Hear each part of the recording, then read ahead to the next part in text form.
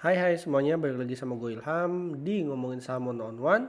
Daripada ngomongin orang, mending kita ngomongin saham. Jadi seperti biasa podcast kali ini gue mau ngomongin market aja yang kira-kira proyeksi seminggu ke depan bagaimana. Gue bakalan ngomongin soal rupiah, emas, IHSG, dan mungkin sedikit tentang reksadana ya, nggak begitu banyak sih. Jadi kita lanjut langsung to the point sambil nemenin kalian yang mungkin masih di jalan atau di jalan pulang kerja, di jalan kerja atau di jalan pulang kerja. Ini kemarin IHSG sempat ada di all time high di bentar ya, gua cek dulu di 7460 all time high, tapi karena kemarin all time high jadi sekarang menurut gua ada potensi koreksi ya ke 7350-an area situ. Buat teman-teman yang kemarin sudah merasakan profit dari saham, kalau misalnya kalian sudah cukup ya, merasa cukup, bisa di take profit dulu. Ini disclaimer ya. Kalau merasa cukup, kalau belum cukup ya udah mau di hold terserah gitu. Tapi kalau buat teman-teman yang baru mau beli saham, bisa aja kalian cari beberapa saham yang menjadi pilihan, tapi gue saranin untuk porsinya itu jangan terlalu banyak-banyak karena ini ada di level resistennya di area 7450-an. Resisten itu ibaratnya batas atas atau ibaratnya kayak atap rumah. Kalau misalnya kita lempar bola kasti ya, itu ada potensi mantul ke bawah. Nah, resisten di IHSG sekitar 7450-an. Kalau misalnya IHSG tidak mampu melebihi area tersebut, maka akan berpotensi terjadinya koreksi. Koreksinya menurut gue pribadi di tadi 7345 lah atau 7350-an sekitar situ. Terus gue pengen lihat indeks-indeks yang menurut gue asik ya, cukup berpotensi. Gue lagi scanning juga di TradingView. Ini indeks sektor consumer ini naik lagi. Terus energi bisa dipertimbangkan untuk energi. Terus finansial ini cukup menarik. Kenapa? Karena memang ada berita yang berhubungan dengan suku bunga ya, yang disinyalir nanti The Fed berpotensi akan memangkas suku bunganya pada September 2024, dan mana respon BI ya ada potensi juga sih motong suku bunga. Ketika suku bunga itu dipotong, maka untuk saham-saham dan juga reksadana yang berhubungan dengan obligasi ya, obligasi pemerintah atau korporasi ada potensi mengalami kenaikan nilainya gitu. Jadi ya kita lihat aja pas bulan depan seperti apa. Kalau untuk health sendiri indeksnya gue lihat ada koreksi ya, ada penurunan. Kemarin sempat paling tinggi di 15 Agustus, high-nya di 1463, tapi sekarang udah turun lagi. Ini masih berjalan sih market, ini turun lagi di 1441. Terus sektor industrial ini bisa juga diperhatikan ya. Teman-teman bisa cari juga saham-saham yang berhubungan dengan sektor industrial.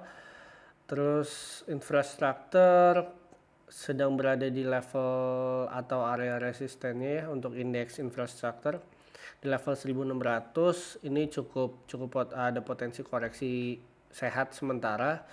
Jadi bisa hindari untuk ya mungkin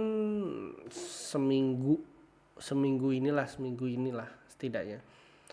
Terus sektor consumer non cyclical juga ada potensi untuk koreksi.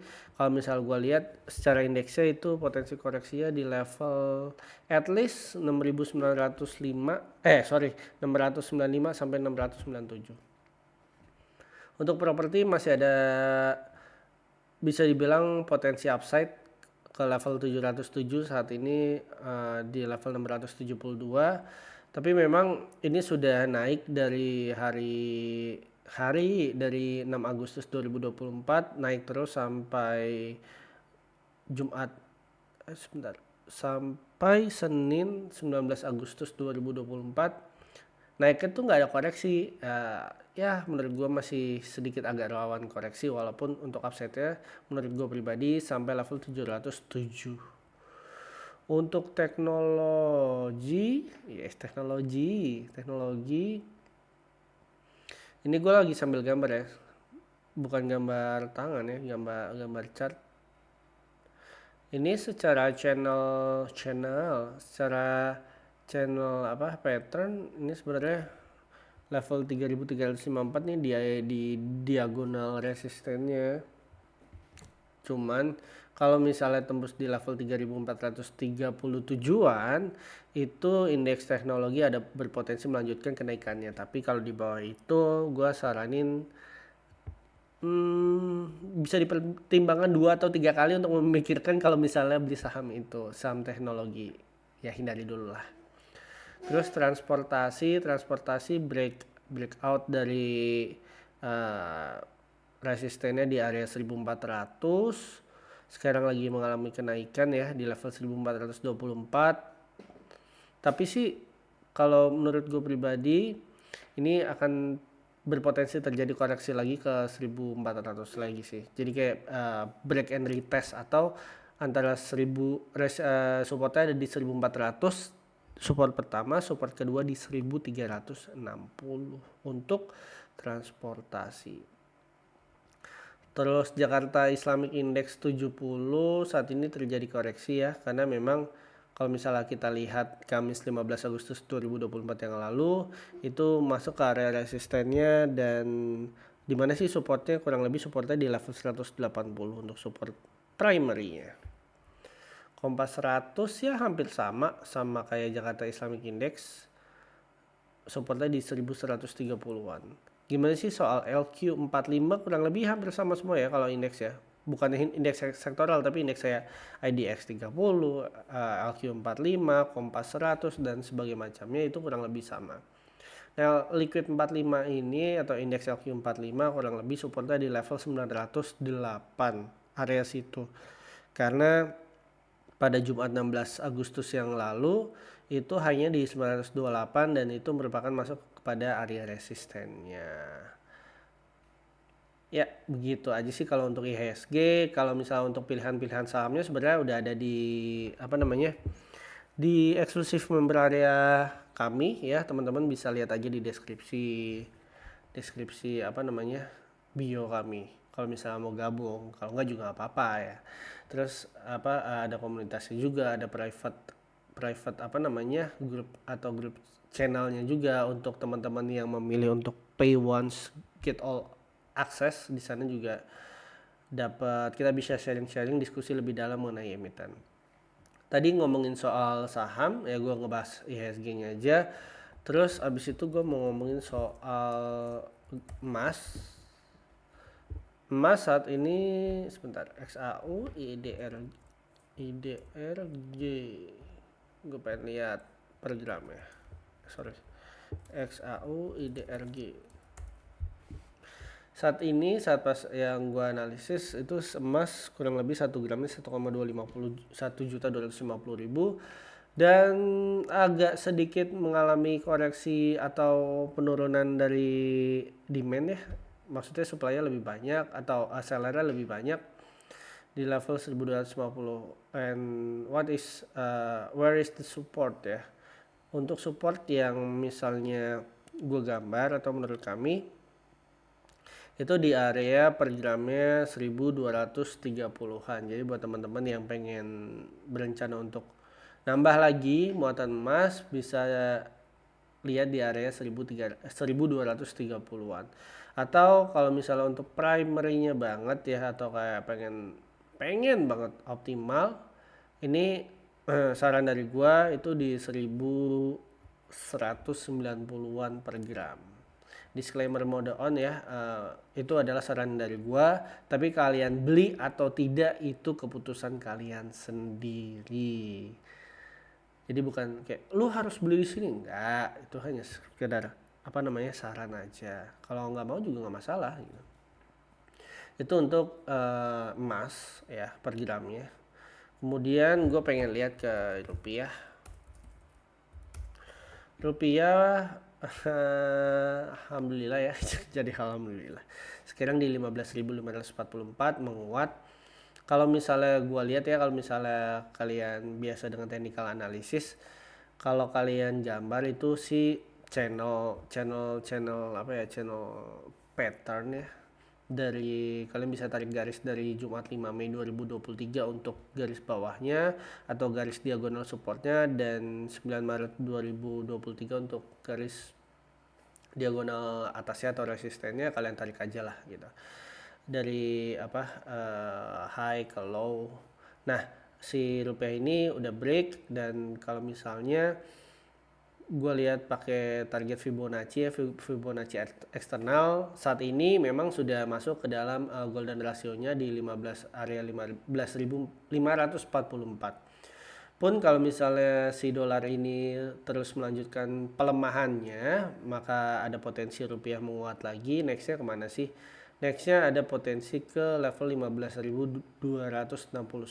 Tapi gue sangat sangat ingin sekali ketika September nanti datang, terus habis itu cut rate, terus habis itu efeknya ke penguatan nilai rupiah itu sampai area 14.600. Dan ya hopefully ketika rupiah menguat ya, mengalami penguatan, barang-barang kayak elektronik segala macam yang tadinya mahal jadi murah lagi. Itu jangan udah rupiah menguat, suku bunga turun, malah di situ-situ aja harganya. Nanti yang ada ekonomi malah tetap melambat gitu karena tidak adanya perubahan. Kemudian habis itu gue mau ngeliat US 10 years government, ini obligasi negara di US saat ini di level 3,864%. Kalau misalnya proyeksi gua itu bisa ke 3,790% gitu. Apalagi nanti ketika suku bunganya cut rate ya untuk US 10 year. Nah, kalau IDR Indonesia Government 10 year, Indonesia Government 10 year itu masih di level 6,684%.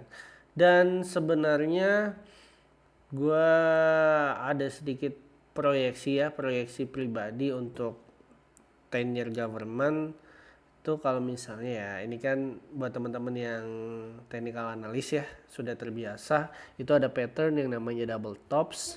Itu juga sudah confirm karena naiknya di area 6,7%. Ketika udah confirm, maka target profitnya adalah diambil dari yang tertinggi. Ketika dia diambil dari tertinggi ke naiknya, terus habis itu di copy dan dipindahkan, maka potensi turunnya ke 6,1% gitu. 6,1% untuk berapa lama? 6,1% mungkin bisa jadi di tahun depan ya, atau akhir tahun lah. Kalau misal kalian 6,1% kalian lihat ya, 6,1% kalian lihat itu, kalian time frame-nya diundur atau dimundurin lagi, itu seperti halnya di 14 Juli 2023 ketika 10 year government yield obligasi pemerintah Indonesia berada di level low-nya tuh paling low banget ya, di level berapa kita? 6,180%. Dan kalau misalnya gua ambil target pakai Fibonacci eksternal pun sama di level Fibonacci di 22,40%. 22,40% gitu. Nah, buat teman-teman nih yang pengen belajar Fibonacci atau pengen tahu soal gimana sih cara ngukur target profit atau retracement pakai Fibonacci, kalian bisa DM gua aja. Nanti kita juga bisa bikinin kelas ya gitu. Itu untuk ID 10 years Indonesia Government 10 year atau 10 tahun. Kenapa sih pakai 10 year? Ini biasanya sebagai acuan aja sih gitu. Jadi bukan berarti kayak harga mati gitu harus pakai ini, enggak juga. Kan juga ada yang lain-lain hal lah. Kayak misalnya pemeringkat, lembaga pemeringkat, kayak misalnya apakah obligasi Indonesia dinilai triple B atau apa gitu, masuk investment grade atau turun atau naik, itu kan bisa jadi tolak ukur atau acuan juga gimana kita ingin berinvestasi ke obligasi gitu. Misalnya analisisnya harus lewat mana. Dan kalau misalnya suku bunga ini di-cut September, itu bisa berimpact ke aset-aset yang berbau dengan obligasi dan juga saham. Gitu guys. Jadi apakah sekarang saatnya yang tepat untuk membeli reksadana pendapatan tetap, campuran dan saham? Ya itu terserah kalian ya. Karena kan tujuan investasi kalian apa, profil risikonya kalian apa. Karena ketika gue bilang gini, ya ini saat yang tepat nih masuk ke reksadana saham, pokoknya kalian harus beli reksadana saham atau kalian harus beli saham. Sedangkan profil risiko atau tujuan investasi kalian jangka pendek gitu, terus konservatif lagi. Ya ntar fluktuasi, di tengah-tengah ada fluktuasi kalian kaget, kalian belum bisa nerima terus nyalahin gua. Bukan berarti gua nggak mau disalahin, gue sih udah memperingatkan bahwa sebelum berinvestasi atau trading ada baiknya sesuaikan dulu nih dengan profil risiko kalian sendiri. Begitu guys. Paling itu aja sih untuk market kedepannya ya. Semoga apa yang dianalisis itu positif ya, berdampak positif dan kalian juga bisa merasakan profitnya. So keep humble. Jangan lupa buat teman-teman yang pengen gabung ke komunitas ngomongin saham one on one atau juga ingin melihat pilihan saham daily ya, daily pilihan saham, kalian bisa claim eksklusif membershipnya bersama kami. Dan untuk gabung ke private eksklusif channelnya itu kalian pilih aja di pay once yang all access, ada di membershipnya, linknya ada di bio kami ya, di deskripsi. Kemudian paling itu aja sih yang bisa kami sajikan. Semoga komunitas ini semakin berkembang dan apa yang kami utarakan bisa bermanfaat buat kalian semua. Gue Ilham, undur diri dulu, sampai ketemu di podcast episode berikutnya. Bye bye.